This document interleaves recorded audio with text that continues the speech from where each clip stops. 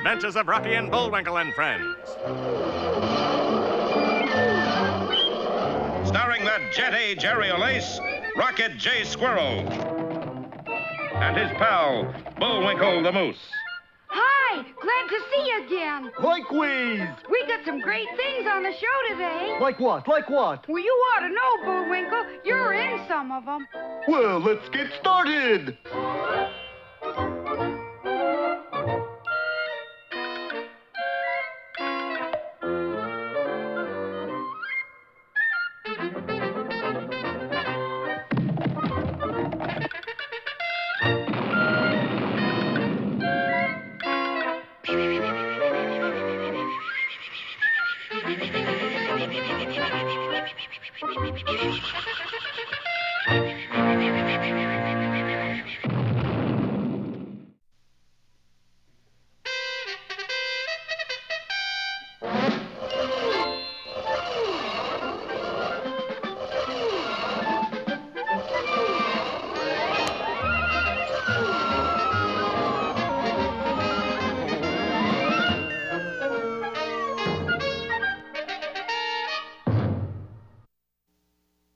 While it looks as though the three Musketeers, Rocky, Bullwinkle, and Athos, are finally getting close to discovering the whereabouts of the king of Applesauce Lorraine. Look what it says in Francois Villain's diary. Tomorrow I will go to the king. But unfortunately, the king Francois Villain went to was the King Theater. Goody, goody, a Mickey Mouse cartoon.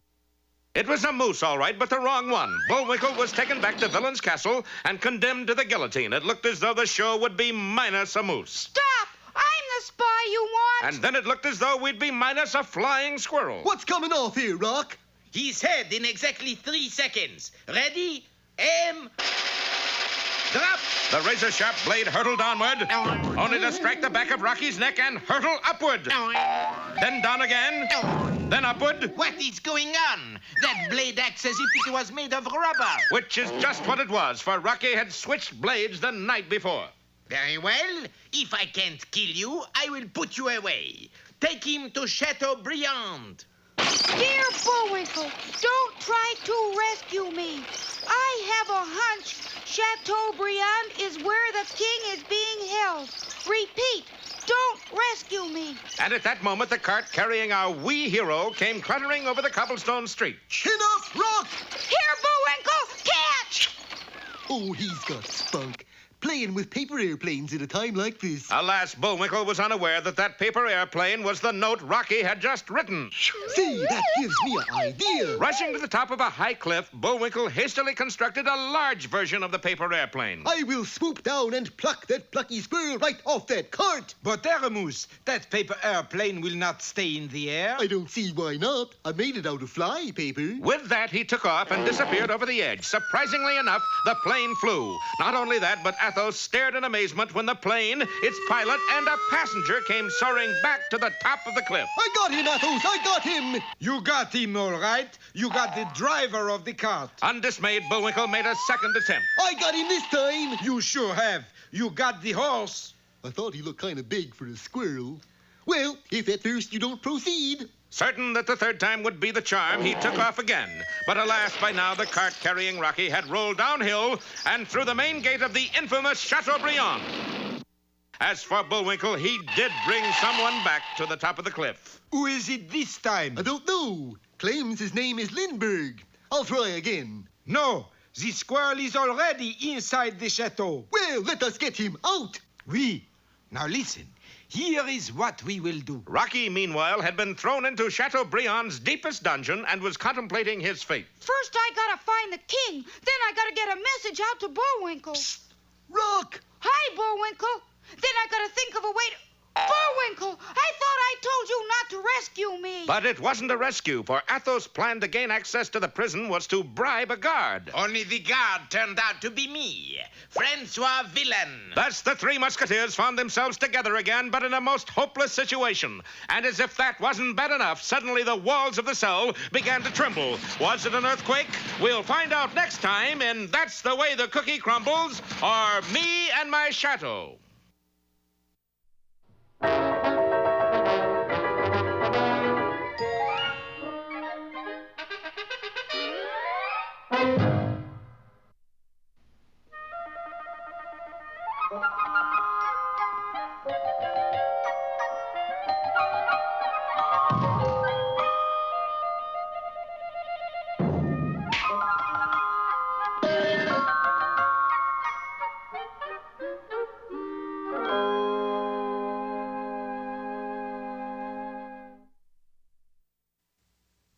Once upon a time, there was an old woodcutter who lived in the woods. I like to be near my work, you know what I mean? And this old woodcutter had 2 children named Felicia and Bruno. One day, he told them that it was time for them to make their own way in the world. It's time for you to make your own way in the world, kids. We know. But before you go, I want to give each of you a gift. Wild.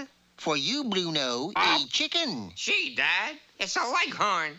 And for you, Felicia, a pot of pinks. They're small gifts, to be sure. You can say that again. But one of them is magic. Which one? I forgot. Well, have a nice trip, kids. Bye, Dad. Right if you get rich. And the 2 children set out to make their way in the world. What are you going to do with a pot of pinks, if that's what they are? What are you going to do with a miserable chicken? Obviously, you haven't made the fairy story scene. What I undoubtedly have here is a magic chicken that lays golden eggs. Stand back. She's going to lay one right now.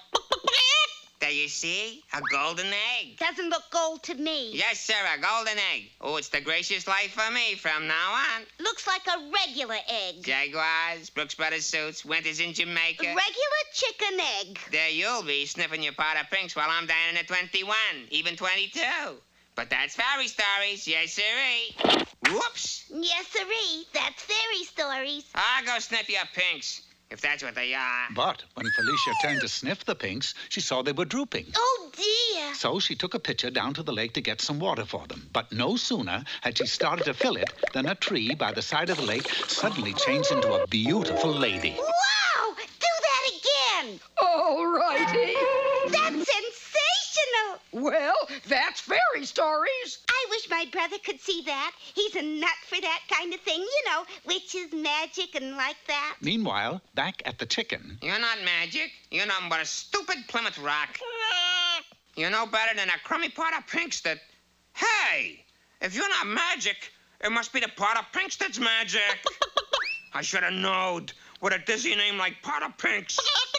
No comments. so Bruno stole the pot of pinks and substituted a cabbage in its place. A short time later, Felicia returned with the pitcher of water. Wow, you really were thirsty, weren't you? Felicia, I don't know how to tell you this, but that isn't a pot of pinks. No? No, it's a cabbage. Your brother has the real pot of pinks, if that's what they are. Well, aren't you going to do something magic to get 'em back? No, the only trick I can do is to change from a lady to a tree and vice versa. Well, that's fairy stories. But when Felicia set the cabbage down on the ground, Ouch! Watch out there, that hurt there. Who said that? I did there. That's all I need, a talking cabbage. Such a bump you gave me there. Well, I'm sorry. But being a cabbage, you got to expect a certain amount of rough treatment. I mean, I didn't make the rules. But listen, I'm not an ordinary talking cabbage. I'm different there. I know. You can turn yourself into a handsome prince. Oh, anybody can do that. Frogs, donkeys. Now, what I do is unique. A whole new bit there. So what's your bit? I lay golden eggs. Oh, ridiculous. If you expect me to stay around and listen to anything so far-fetched, What'll you do? I'll turn back into a tree. and she did. But I'm not kidding. I feel a golden egg coming on now. Oh, cluck, cluck. Cluck, cluck there. Well, the cabbage began to hop around strangely, and would you believe it, actually laid a golden egg. Wow! Would you do that again? No. Why not? I think that's wonderful. Well, to tell you the truth, it's the first time I ever did it, and I don't like it a bit there. Oh. But I will tell you how to get your pot of pinks back, if that's what they are. How? Just take that golden egg and... Meanwhile, Bruno was trying to coax magic out of Felicia's pinks. Come on, Pinks, if that's what you are. Just one little trick. Bruno, those are my pinks. We traded. Take your chicken and get out of here. Do I take the golden egg, too? Sure, take the golden egg. Yeah, see? Here's your pot of pinks. Give me my chicken. I thought we traded. We didn't shake hands on it. So Felicia took back a pot of pinks and watered it tenderly. And as she did, a strange thing happened. The pot of pinks turned into a handsome prince. Kind maiden, will you marry me? Oh, Your Highness. Just call me Pinky. So Felicia and the prince were wed, and Bruno, well, he was so insistent that the chicken really did start laying golden eggs. Anything to stop him from bugging me. So they all lived happily ever after, which just goes to show the power of positive thinking. Or as we call it, the power of positive pinking. Well, that's fairy stories.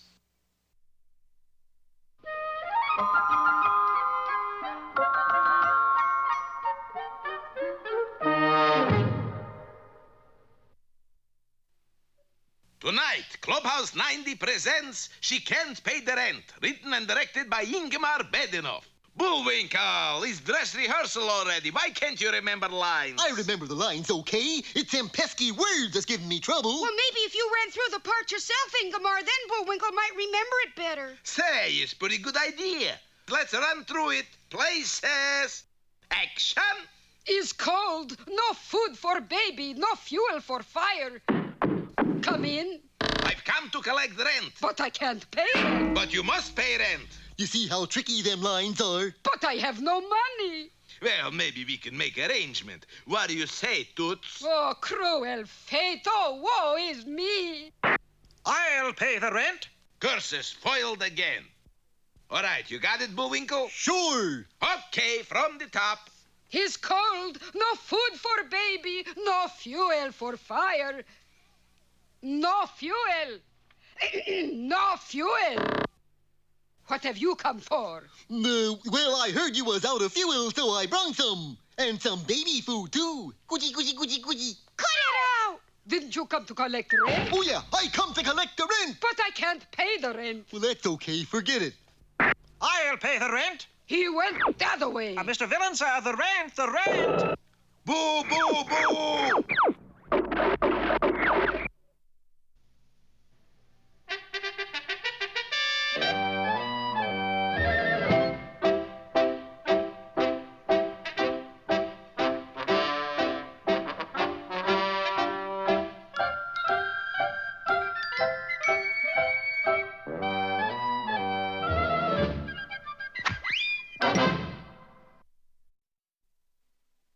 Hello again, Peabody and Sherman here. Hi, and this is Mr. Peabody's invention, the Wayback Machine. Correct, Sherman. And now it's time to be on our way. You may set the Wayback Machine for the year 1842. Got it. And the place? Those rugged plains of New Mexico, where we will join a wagon train that is moving west, being led by none other than that hunter and scout, Kit Carson.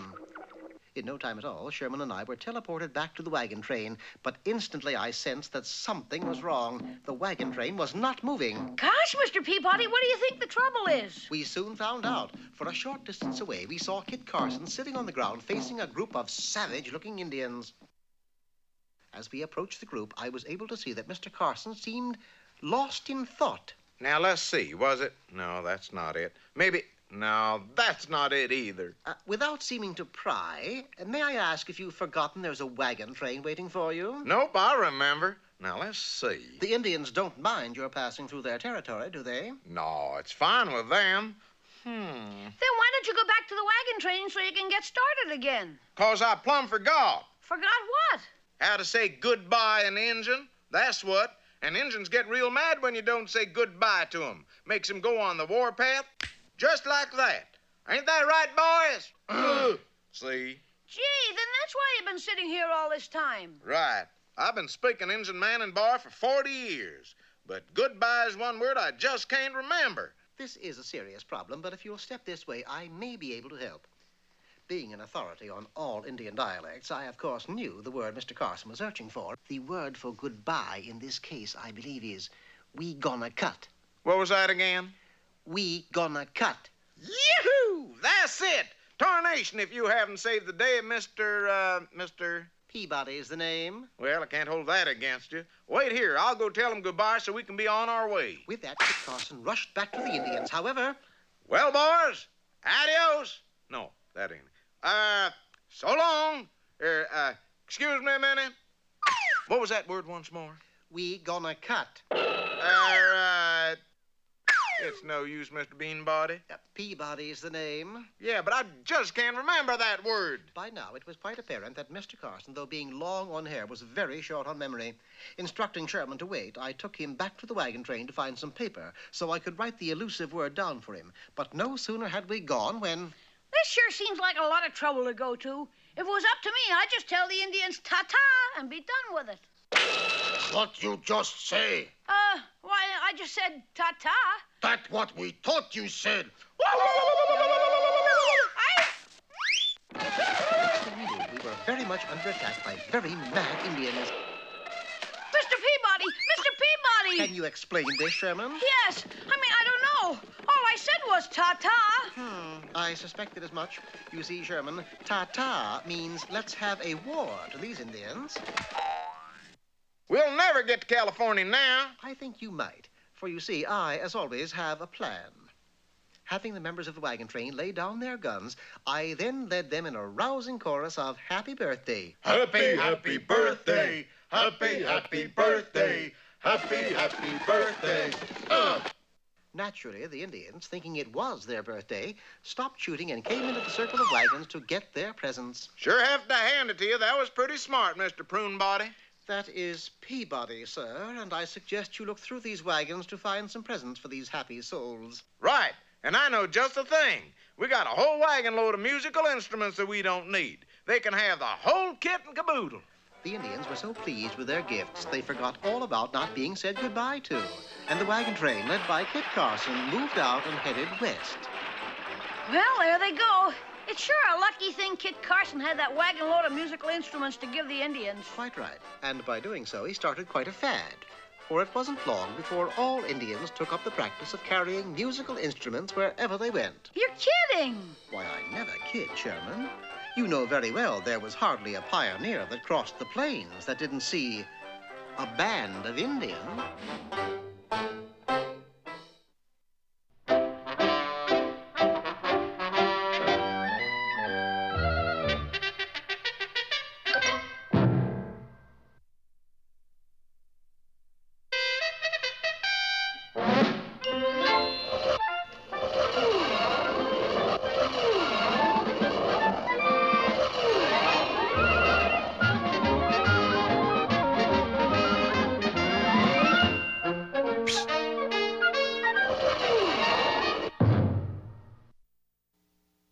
Our plot has reached such a state of confusion that I think I'll let our cast try and explain it. Well, I, Rocky, or Porthole, You see what I mean? am inside Chateaubriand's dankest dungeon. And I, Bullwinkle, alias Aramus, am outside Chateaubriand trying to rescue Rocky. Yes, but I, Rocky, don't want to be rescued until I find out where the king of applesauce Lorraine is. Yes, but I, Bullwinkle, don't know that. What about you, Athos? I, Athos, have a splitting headache. Well, that's understandable, for it was the aging Musketeer's idea to bribe a guard and gain access to the chateau. Only the guard turned out to be Francois Villain. All three of you will stay in there until you rot.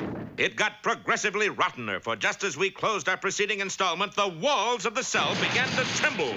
Hokey smokes, it feels like an earthquake. Quick, do something. I've got an idea. What? Let's do the recap over and change the plot so that we're somewhere in the South Pacific. But there was no time to do that, for suddenly a section of the far wall crashed to the floor in a million pieces. Look, fellas, a passageway. They entered the dim, cobwebby corridor, only to discover it led to 3 more corridors. Oh, fine. Now we gotta make a choice. I say, let's take the one on the left. Right? I prefer the one in the middle. Tell you what, we'll each take one. Maybe one of us can find the king and a way out of here. It sounded like the right thing to do. However, there were complications. Take Bullwinkle, for instance. His corridor led to a long flight of steps that came to a dead end. Looks like I've reached an impasse. Actually, it was a wall, but luck was with him, for on the other side was a huge picture of the Cathedral of Notre Dame. It was a simple matter to open one of the doors, come downstairs, and continue his search. Athos faced a similar problem, for his corridor led to the brink of a 200-foot drop. But although the corridor stopped, Athos didn't. Strangely enough, what he fell into was Chateaubriand's indoor pool. And instead of the guards grabbing him, they applauded him. Beautiful dive, monsieur. C'est magnifique! Athos emerged from the water, bowed gracefully, and continued onward. As for Rocky, his corridor eventually narrowed to a point where it was only 1 foot high, and even more puzzling was the fact that he was knee-deep in jewels and coins. Well, at least it's a safe place to keep money. Safe is right, for that's exactly what it was, a wall safe belonging to Francois Villain. I think I will count my goodies. But instead of bringing out the crown jewels, he brought out a flying squirrel. You! Me!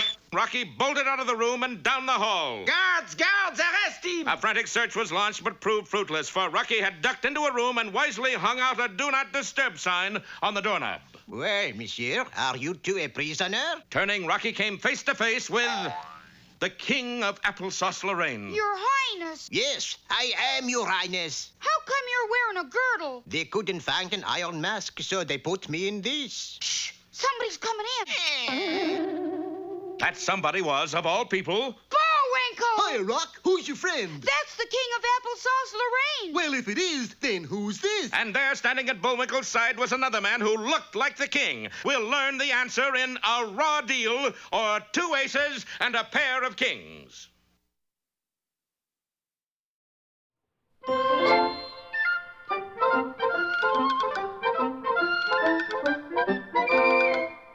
Well, I guess that about wraps up another Rocky show. Certainly hope you enjoyed it. I did. I always say. Bullwinkle, time for us to go. Already? Okay, but first, here are some of the people who made this show impossible.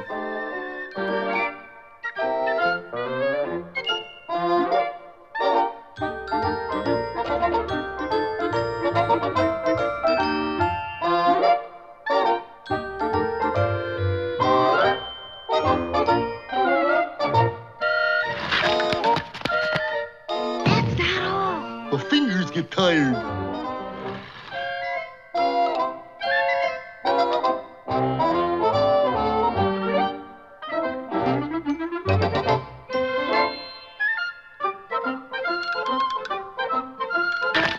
Oop! Got away from me again. Well, see you next time. Ready, Bullwinkle?